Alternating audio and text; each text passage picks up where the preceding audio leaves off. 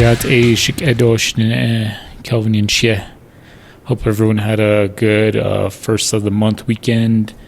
And if you're Navajo, hope your Navajo Nation hardship checks are rolling in.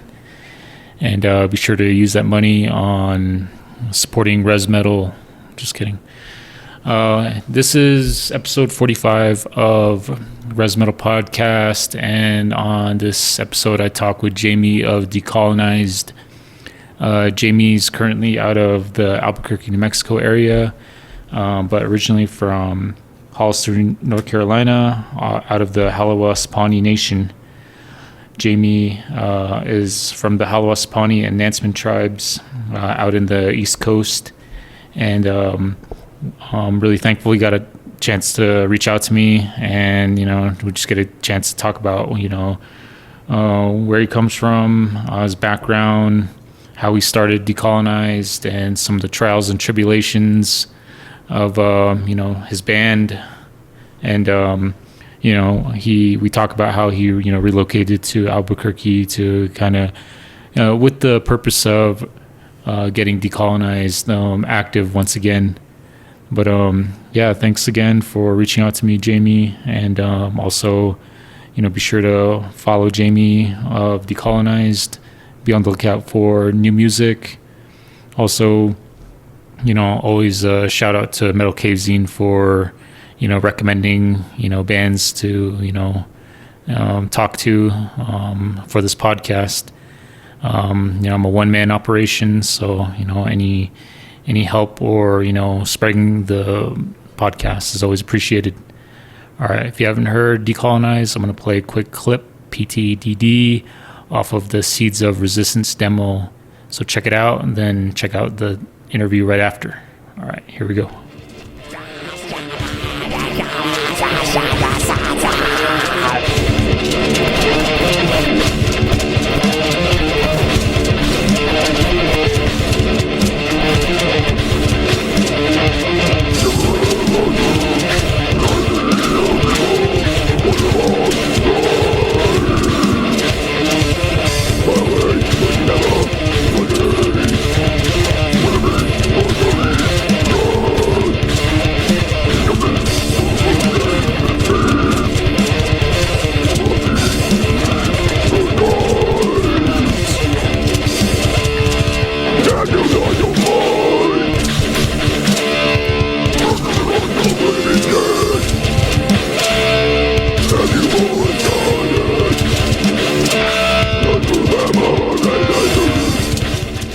How's it going? This is Kelvin. I'm talking with Jamie from Decolonized. Do you want to give yourself an introduction to listeners, Jamie? Alrighty. My name is Jamie. I am from North Carolina.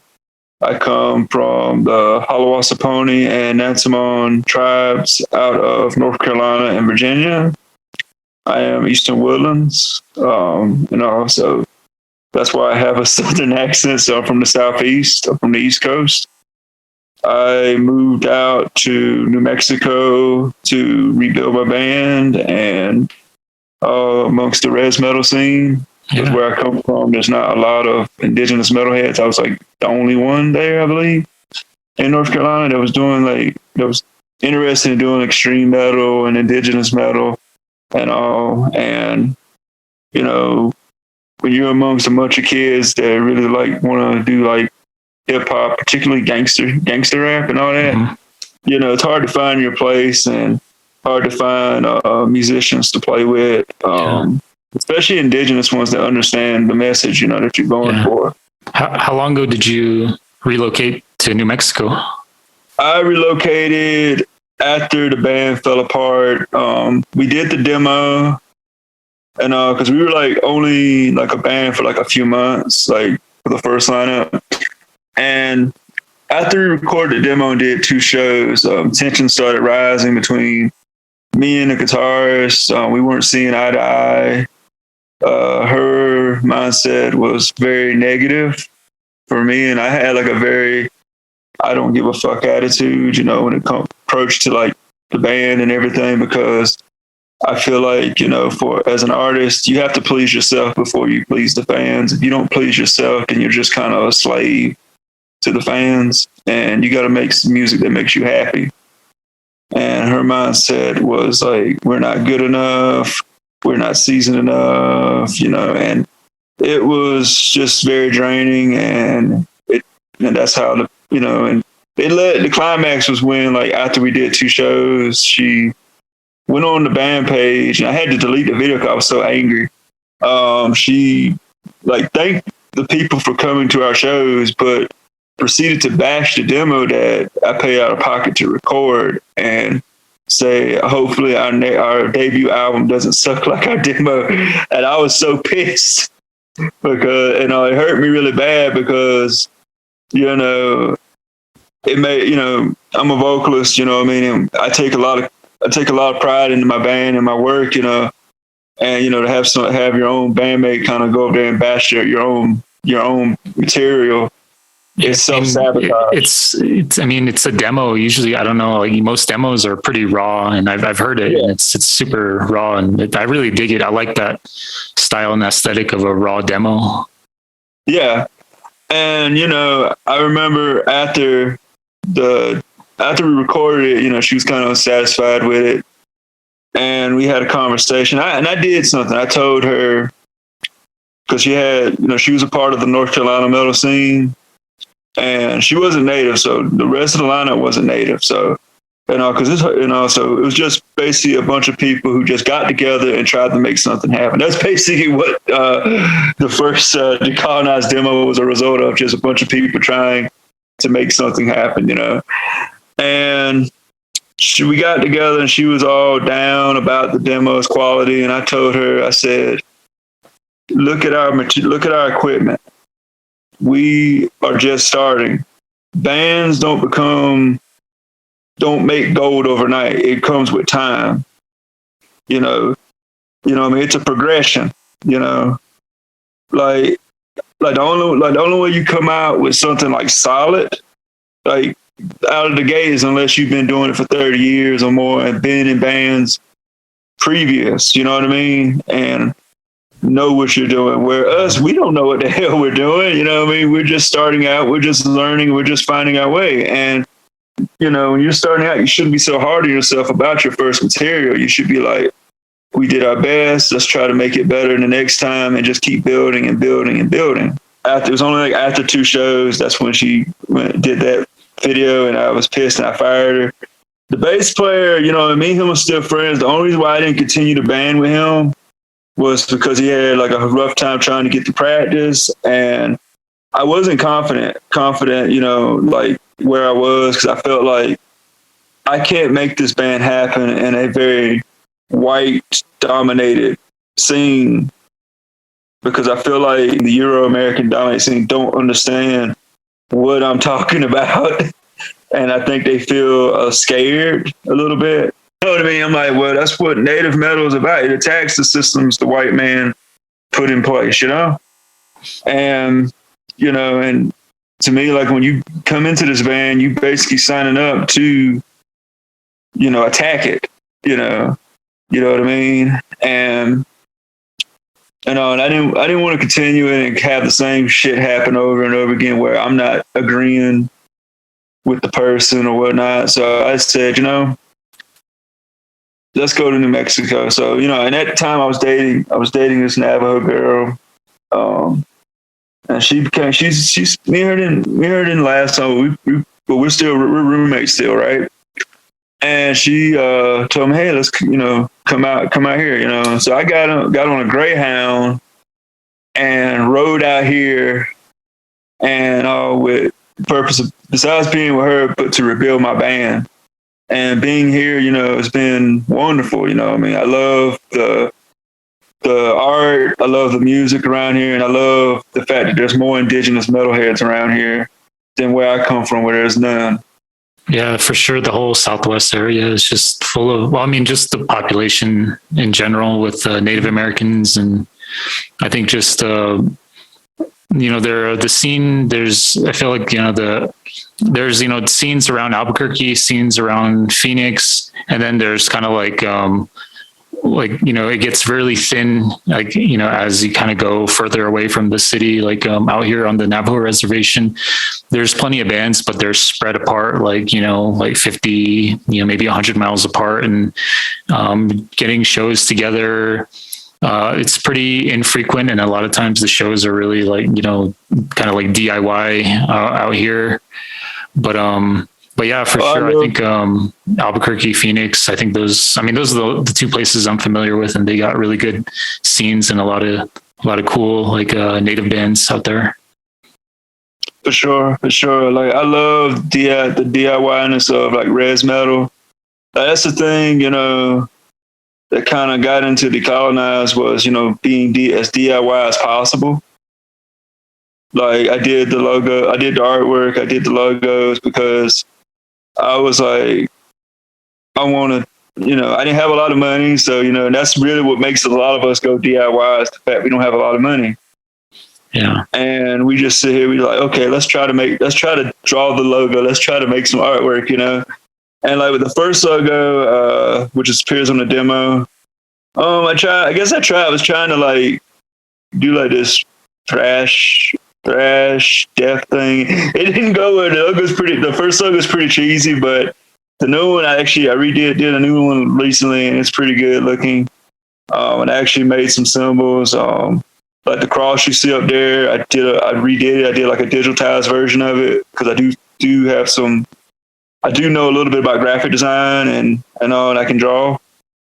And then I did like an anarchist turtle where I have like the turtle, but I have like the anarchist sign on the back of its shell, and it looks like a teepee. To represent like Turtle Island anarchy. And okay. but I love like the DIY-ness of it. And, I hope that once Decolonized gets back going to be able to be a part of not just shows at venues, but be a part of the res shows, the shows that happen on the res. Because my mind said, let's play anywhere. It's all about exposure, Yeah. As long as we got gas to get back home, that's all that matters.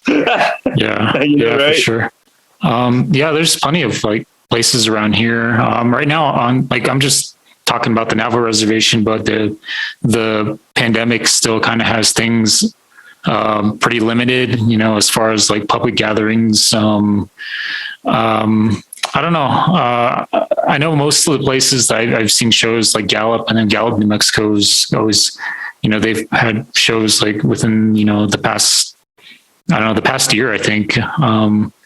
But I think a lot of the shows on the res, they're still really kind of they're not so, I guess they're not really well promoted, just only because we're still kind of in the pandemic. And I think a lot of the people on the reservation know just how bad the pandemic's been for the people and their families. So I think a lot of people are just mindful of doing shows right now.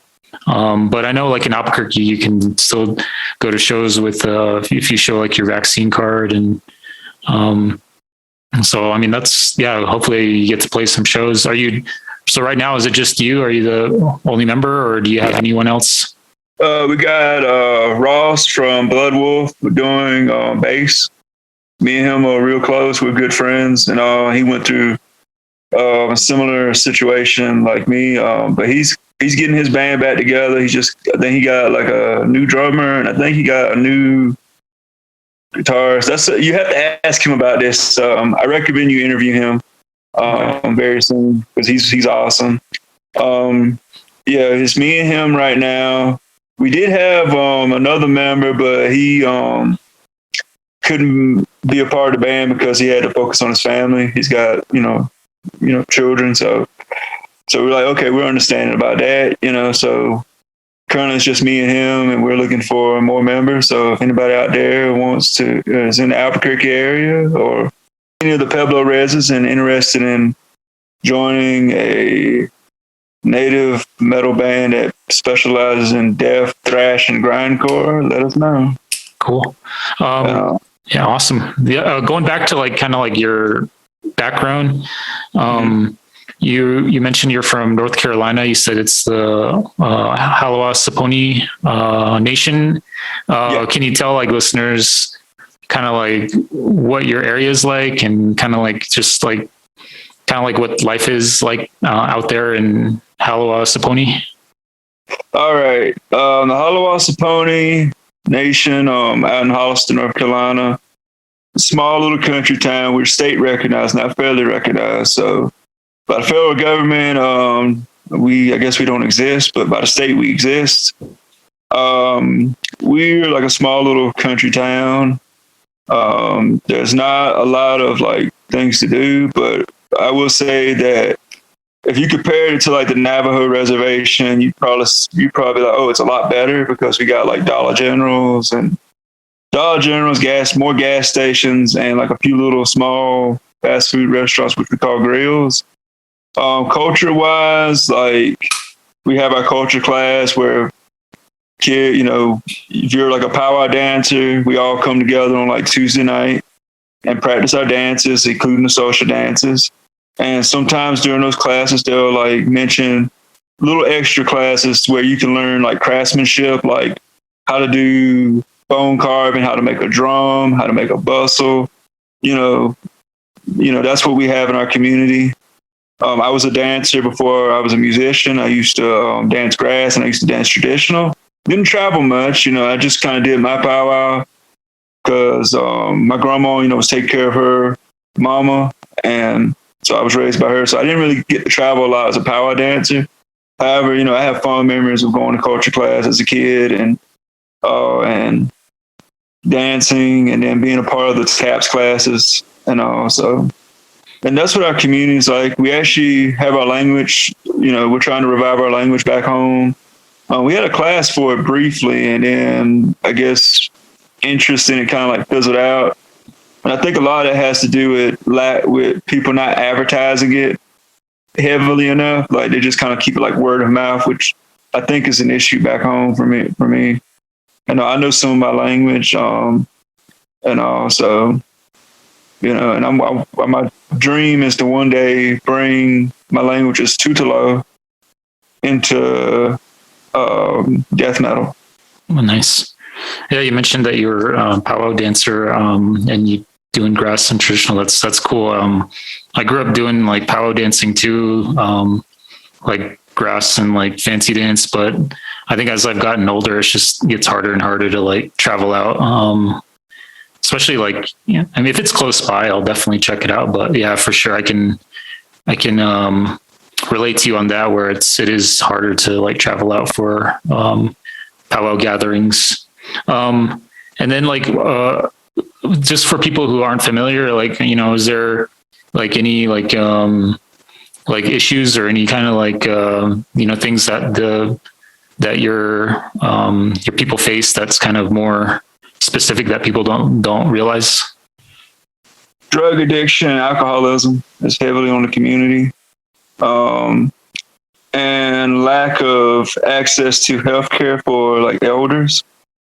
Another thing I noticed, there's this huge surge of people trying to be like wannabe gangsters, like kids, and I feel like the reason why it's happening is because they don't feel included within the community. Because, a lot of my people back home were mixed. Whether we wish to, they may disagree with you, but we're mixed, we're triracial, and that's just a result of colonialism as a whole. And, and there's people that don't look a certain way or something like that, and they'll make them feel like they're less indigenous than they are, and that's a big problem. And we need to kind of fight that issue of like anti-blackness or anti-whiteness, where people are like, oh, you got blonde hair and blue eyes, but in your Haliwa Saponi, okay, get out of here. You know what I mean? And that's a problem.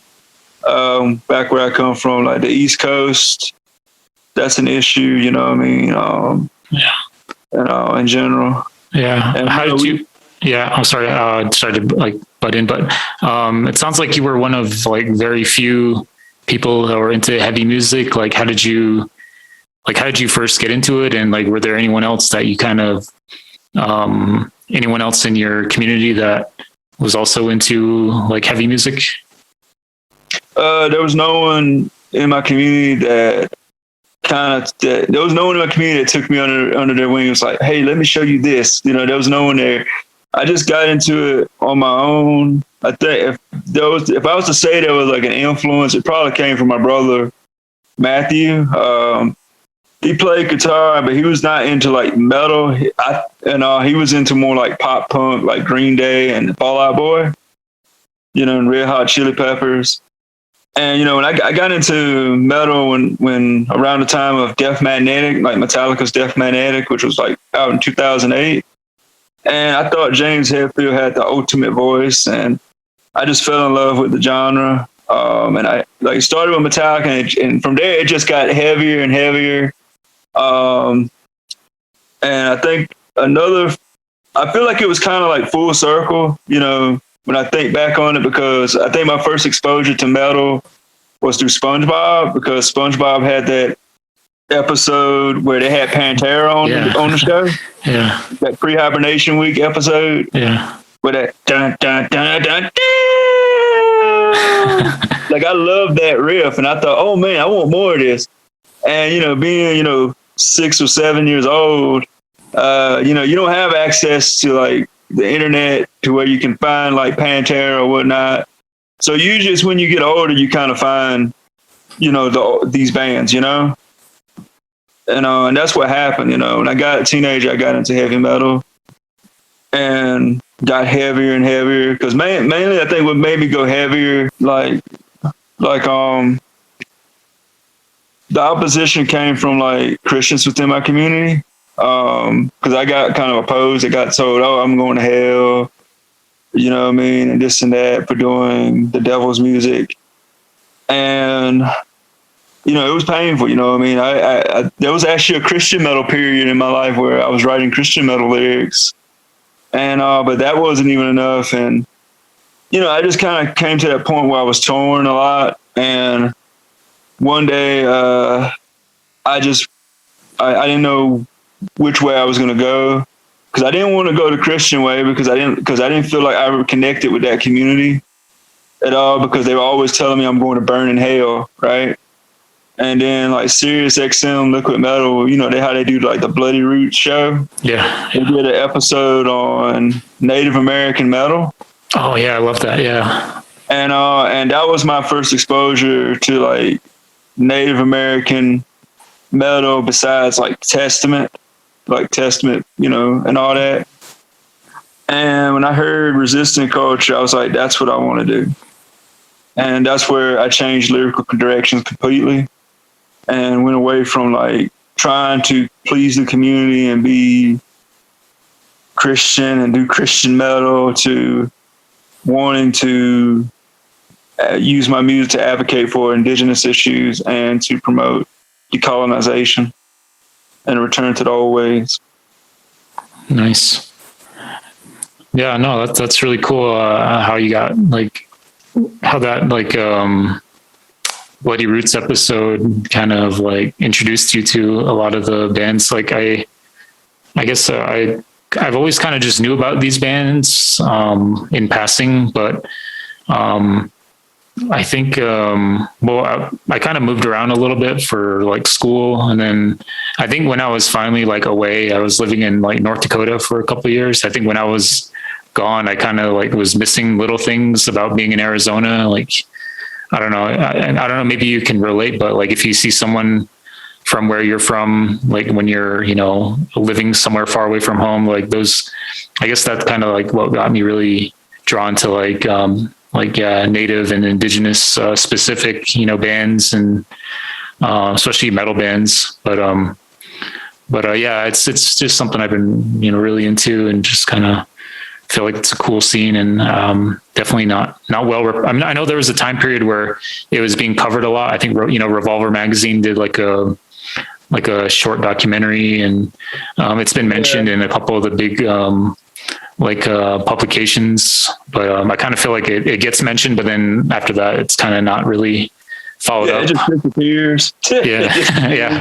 into the dark, into the shadows. Like, I remember when that Revolver documentary and magazine issue came out, I actually bought that issue because I was going through a phase of doubt, right?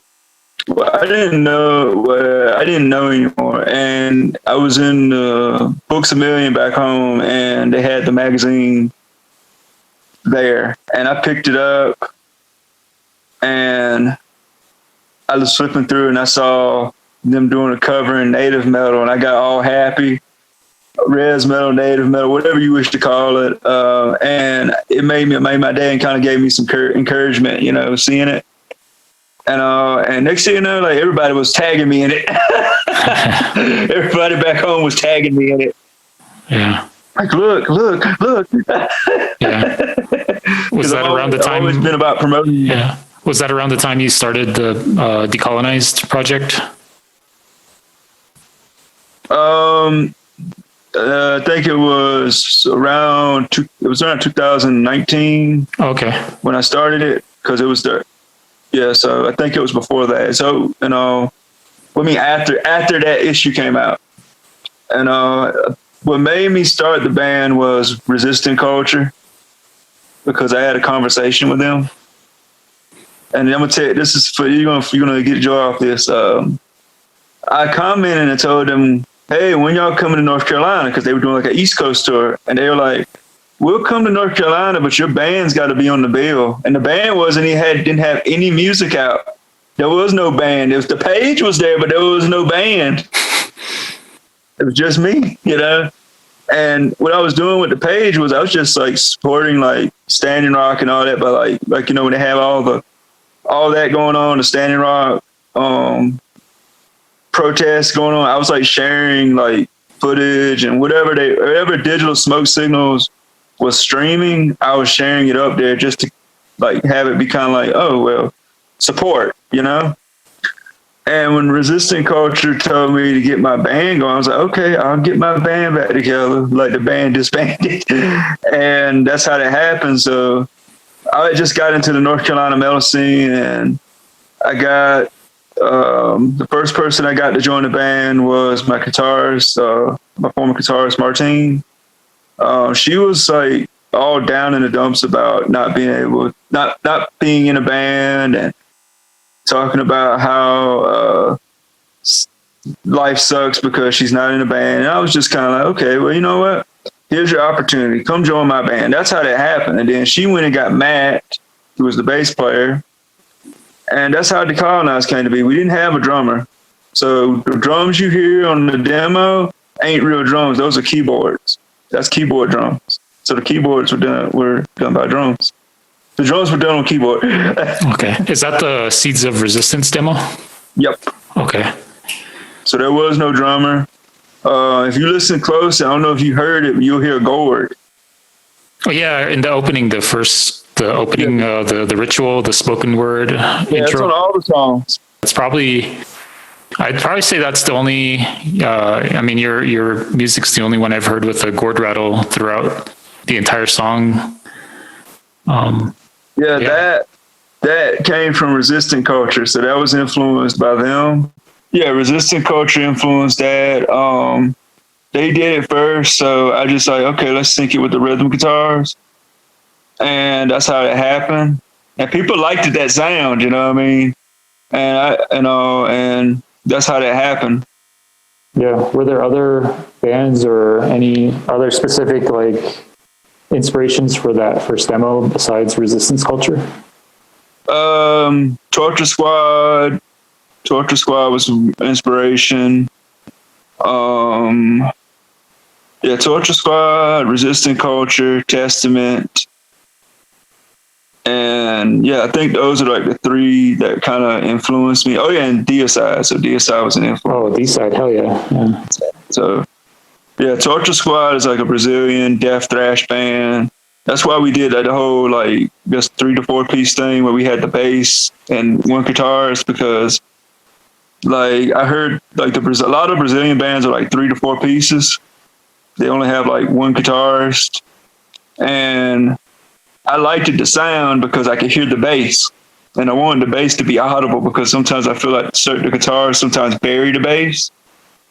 And that's why I did it that way, because I was basically trying to like blend like resistant culture with Torture Squad in a way. You know, I mean, that's basically what I was trying to go for. I think that's the best way to describe it. Cool. Yeah, and has there been any plans to put out another demo or another release? As soon as we get the lineup together, I want to start working on new songs. I got lyrics. I just need to get the band going again, get the lineup secured, and just record some skeletons and stuff, and just practice, and then go record. I know, like Ross told me, when the band gets going, he is gonna hook me up with his producer to record the album that recorded the Blood Wolf album. Yeah. So that's what me and him have talked about, and that's the plan. Like once the lineup is secure and put together, then we're gonna record the whole. We're gonna re-record the demo songs, and we're going to record a new album with newer songs. So awesome. Yeah, looking forward to it. Mm-hmm. And then I know you said you're living in New Mexico now. Do you ever get a chance to go back to North Carolina? I haven't been back to North Carolina since I've been here. I video call my grandma and my mom weekly, every week when I'm off. So I usually call them and talk to them for 30 minutes to an hour, just ask how they're doing. My mom's supposed to be coming out here in the spring or summer to see me, and my brother's talking about coming, my older brother.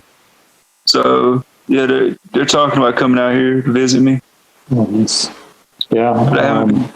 Yeah, that's awesome. How do you like I guess New Mexico compared to North Carolina? I like the nurturing environment about it. I love the art, how the community is very supportive of the metal, I guess you could say. Metal is very supported around here, I notice, especially within indigenous communities. Whereas where I come from, metal's not supported. There's not a lot of art being displayed around the community unless it's powwow time. Like when powwow time comes around, that's when all the artists come out of the woodwork. But other than that, there wasn't a lot of support for what I was doing when the band was going back home. Whereas over here, people are excited for Decolonized to be coming back. And, they're down to do. A lot of bands have said, when you get the band going, let us know. We want to play with you. Yeah. So that's, I noticed, there's a lot of support within like the native and, indigenous / res metal bands. Especially a lot of band members, they share band members throughout a lot of the different bands. So I think it's, there's a lot of support for one another. And then on top of that, there's just a lot of native people around here that are always, wanting to find new bands, me included. And then I usually ask this question to everyone. Is there any bands that you feel don't get enough recognition, or new bands that you think people should check out? Oh, sure, for sure. Blood Wolf, Ross's band, and my friend Alejandra from out in Virginia. She's Aztec or Mayan, and she was a fire dancer. So she and her family used to travel to powwows. But to my surprise, she's actually a metal musician. And she does blackened speed metal. And she's a great musician, very talented. She's got her first demo out, and she's got a second demo on the way right now. Yeah, what's the name of that project? Blitz, like Blitzkrieg, Blitz. Yeah. And she's great. She's a great singer, wonderful person. And another band, last but not least, I think. Well, actually, it's two bands. I think we should recognize the original singer from Torture Squad, Vitor, for his contributions to indigenous metal, especially indigenous extreme metal, with his projects Tribal Scream and the Voodoo Priest. They really do talk about indigenous issues, and He's an amazing vocalist, and I hope to get him over here one day. And I recommend you interview him. You should message him and interview him. Yeah. What's his? I'll look him up. Yeah. Yeah. Cool. I'll send you a link to him. And then the last band I say is Resistant Culture. I think they're very underrated, and they don't get enough recognition. And I feel like they need to be talked about, because they do a lot more than people think they do. Like, I was reading an interview and I found out they do like a lot. They do some youth outreach, and they try to help their own communities. You know, they may not be out on the front lines but they are like trying to help their community, and they send solidarity and support, to like other struggles going on around them, like Standing Rock and all, so that's one band I think people need to get to know, especially since the singer did a brief period in Terrorizer. Like Anthony Redshawk used to sing for Terrorizer, and then he did like 2 albums with them. The last one he did was Horde of Zombies, which had another member for Resistant Culture in the band. And a lot of people need to recognize that Jesse Pintado from Napalm, and I think, didn't he play in Morbid too? From in Terrorizer? I don't know off the top of my head. Sorry.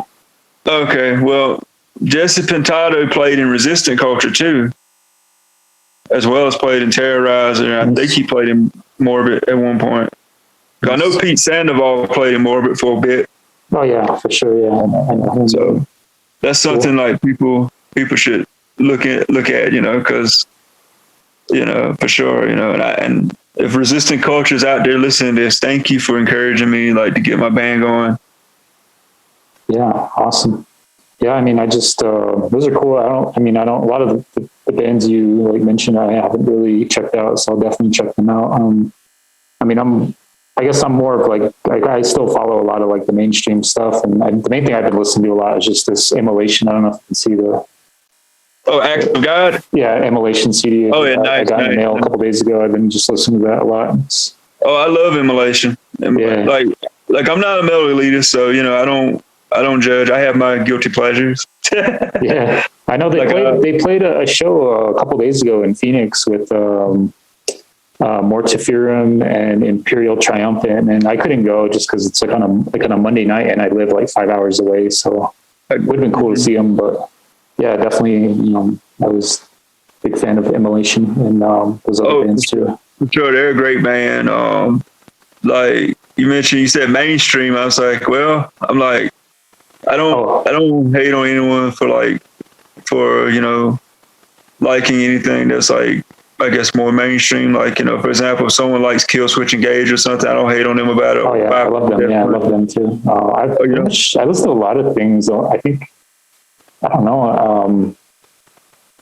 I guess the only thing I don't really like get into is just like if the album cover has like a fucked up like mutilated corpse or like a mutilated woman on it, I don't even listen to it. I'm like that's just not for me. Oh, you mean like the slam bands? Yeah, those bands. Yeah. Like the slam bands, like the album artwork for like Guttural Secret. yeah, like basically basically women getting like raped by demons on the cover. I'm just like that's just so like I don't know. It's like it's appealing to like the least common denominator. I feel like. I think the reason why you feel like that is because you're kind of like. You feel like, if I'm listening to this, I feel like I'm disrespecting women. I feel like the person who made that artwork and the people who backed that artwork, I'm just like, I don't really, I'm just not, I'm sure it sounds heavy and like cool, but to me, I just kind of like, it's not for me. It's just a turn off. Yeah. Turn off, and that's perfectly normal. Like, I know that's why I never got attracted to like the gory side of death metal. I never got into it, because I like the music, but I don't like the imagery. Yeah. So I wanted to take that imagery and just kind of indigenize it and have it be attacking the systems that, you know, oppress us, because what they fear is our culture. Yeah, for sure. You know, coming back in full fold, you know, and taking over and erasing their culture, their like systems of oppression. Oh yeah, if you're looking for I don't know, if you're looking for a good black metal, please check out Pan American Native Front. Oh yeah, I definitely Have dig you them. interviewed them yet? I don't know. I think I might have like asked a couple I think I messaged about it, but I don't know if he does interviews. I haven't heard any like I've only heard video one or audio interviews of I think his name is the Curator of War, right? Yeah, I've only heard one interview with him. Yeah, I'll definitely like, you know, see if he's into it. But the person I really want to talk to is like Max Cavalera. That's like the dude that I think he's probably like the most influential, just as far as like, you know, doing Sepultura Max and Roots. Cavalera. Max Cavalera is just all the native bands' uncle. Yeah. He's just the uncle of the community. We're like, oh, there's Uncle Max. Hi, Uncle Max. Come on over. We got your food ready for you. Yeah. You know, me and Ross always talk about doing a Sepultura reunion. We always talk about making that happen so much. Like we be plotting how we would how we would make a Sepultura reunion happen. And the stories we come up with off of it. Yeah, I don't know. It seems kind of. I don't think it'll ever happen. Just it won't. It won't. But we can fantasize. Yeah, I think the band just like really crossed him hard, and he just doesn't want to have a reunion like with the original members. Yeah, it worked out for them though. They're both. It seems like both bands are still active and doing well, and. Yeah, Soulfly is going to be in Gallup, I think, in 2 weeks, so I'm looking forward to that show. Oh, nice. I know Derek from Sepultura. He's really nice. He actually follows me. I actually follow him, and I've actually did like a Sepultura tribute. So I did like a turtle, and I have the Sepultura S on the back of it. Oh, nice. Yeah, and they loved it. And so he followed me and it was all, you know, I did that because he did this video standing up with the Amazon tribes, you know, called Guardians of Earth.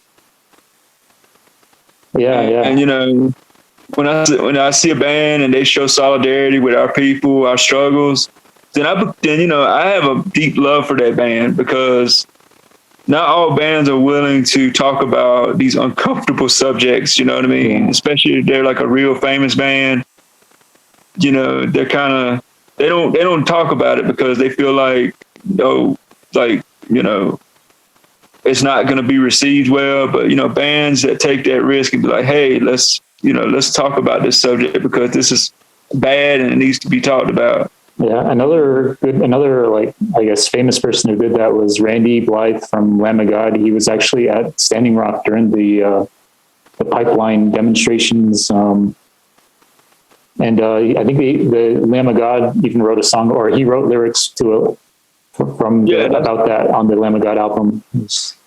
Southside of One. Yeah. On Route. Yeah, that one. Yeah, Chuck really up there. Yeah, that's another example of that. I mean, yeah, they're as big as they are, you know. It's cool that they recognized what the Standing Rock tribe was going through.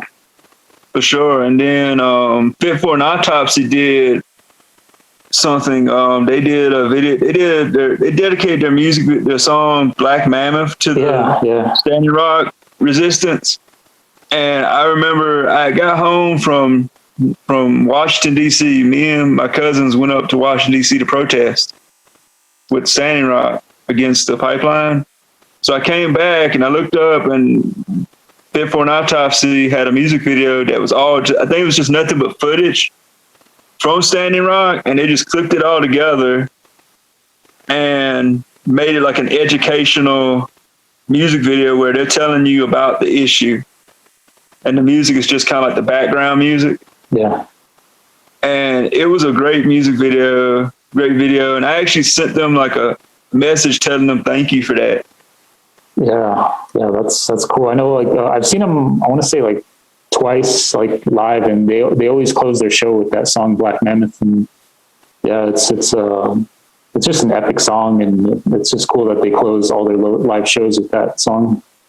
Oh, for sure. I know that's one band I have to see at least once. 'Cause I want to take a picture with them, and I want to have a sign. I want to get my Waters Life sign. I want to take a picture with them holding it. Oh, that's cool. Yeah, hell yeah. So that's what I want to do. Yeah. And but you know, I think I've said enough here, and you know, and I enjoyed talking to you, and do you have any like extra questions you would like to know? No, I think I'm good. I think those are pretty much all my questions. Any like closing remarks or anyone you want to like recognize before I stop the recording? For sure. I would just kind of like to recognize Metal Cave. I want to thank Metal Cave for supporting all of us, you know, all of these bands out here, you know, North Carolina to California and beyond, you know. And I want to thank, you know, Resistant Culture, you know, and my friend Ross for kind of encouraging me when, you know, the band seemed to be falling apart, you know, and you know, so, and, you know, most importantly, just, you know, thank you for like doing this podcast, man. And keep up the good work. Oh, thank you. Appreciate it. All right. That was my talk with Jamie of Decolonized. I hope you enjoyed that interview, and be sure to follow Jamie of Decolonized on Instagram at Jamie Decolonized. Also, be sure to check out that Seeds of Resistance demo streaming on the Decolonized YouTube channel. Also, Metal Cave Zine has been streaming it as well. But yeah, thanks again for listening. Really appreciate it. I'm going to play another track off of the Seeds of Resistance demo, and this is going to be Do Not Speak. So yeah, thank you for listening. Yeah, talk to you later. Go in it.